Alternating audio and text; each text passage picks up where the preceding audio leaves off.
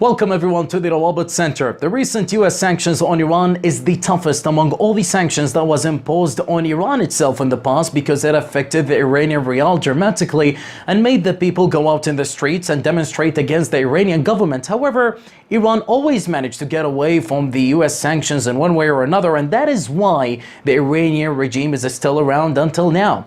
Now, one of the ways that Iran uses today to maneuver the current US sanctions is done in Iraq. And let me start here with the Iraqi market. Now, Iran always wanted to control the Iraqi market since 2003, and they got extremely successful in 2014 when ISIS invaded many governorates in Iraq. And the ISIS invasion prevented Turkey from exporting their products directly to Iraq and made them really send their products through the Iranian territory to Iraq, and the Turkish products got taxed in, taxed out in Iran, which made it really pricey and expensive for the Iraqi people to afford. And when you consider the low buying power of the Iraqis due to the high percentage of the unemployment rate and the low salaries that they are getting, it makes every sense why the Iraqis really chose the Iranian products instead of the Turkish products. For that reason, there was a study released by the RAWABET Center on October 2017 showing that the Iranian domestic products control 72% of the Iraqi market. And that is really interesting statistics because we are looking here at the non-oil products. And also, recent news came out by Reuters showing that Iran actually are controlling now the dates market. They are leading that market instead of Saudi Arabia. We always used to hear that Saudi Arabia is the one that controls and leads that market, at least because of the quality of the dates that they are having. However, Iran, for some reason, in some way, they are controlling that market right now. Now, also, there is actually a way that Iran came up with in 2015, which is considered as a very smart way to get the hard currencies. In 2015, they offered all the investors around the world a 20% interest rate.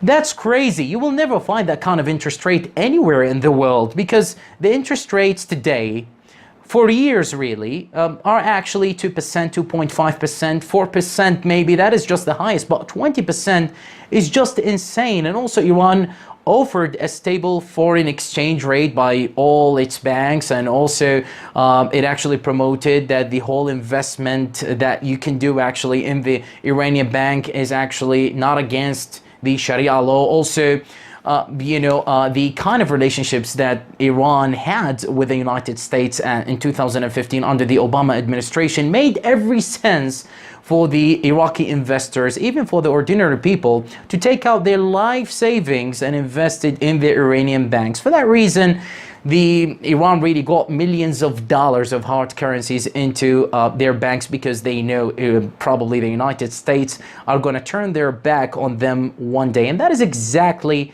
what happened.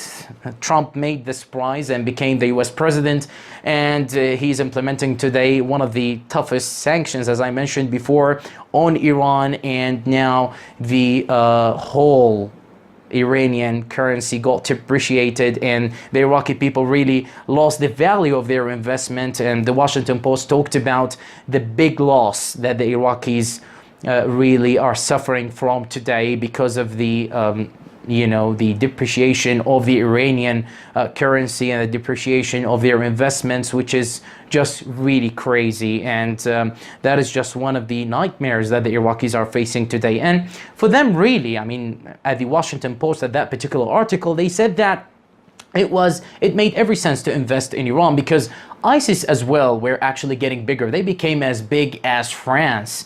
And the future in Iraq was uncertain. The people stopped buying houses in Baghdad itself. So for that reason, they really transferred their money and they started to invest away from Iraq. Now, another way that Iran used to maneuver the US sanctions was actually revealed by the New York Times in 2012, where it actually revealed that the Iraqis are helping Iran and sending the hard currencies to them during the sanctions times. And that is just one of the most interesting things to look at, because who's those people who are actually smuggling to Iran that kind of hard currencies? And also the New York Times revealed again, that there are Iranian organizations that are controlling 4 Iraqi commercial banks.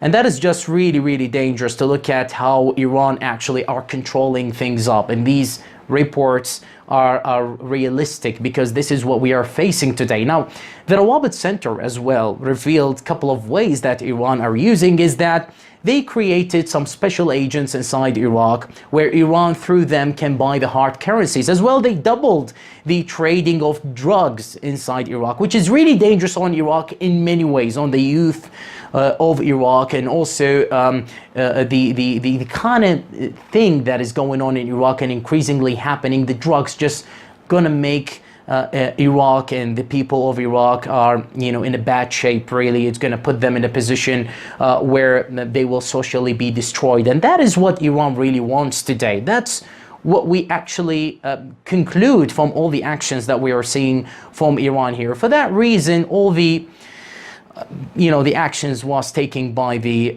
Iraqi Prime Minister and the speeches that he came up with after the implementation of the US sanctions against Iran, and Iraq showed the commitment. Also, the Iraqi central bank stopped really dealing with Iran using the US dollar or any hard currency. However, the Iraqi dinar is losing its value because of the smuggling of the US dollars from Iraq to Iran. And also there are reports talked about that actually the US dollars are being smuggled using donkeys. A donkey can carry about, according to one of the reports that I read, a donkey can carry about $2 million.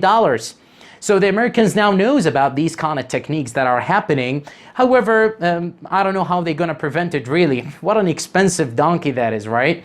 So now the Iraqi government are having now today many challenges.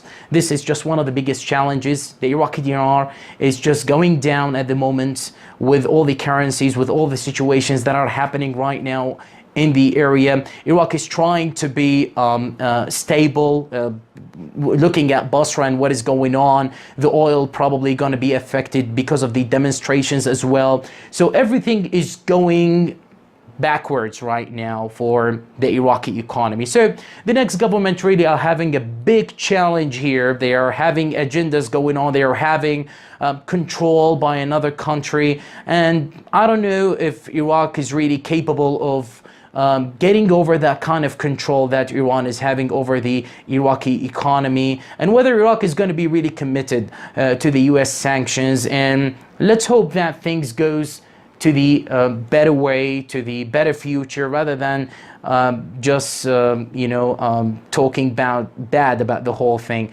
Let's hope that things going to get better in the future and that Iraq is going to recover from all what's happening, hopefully. Thank you for watching.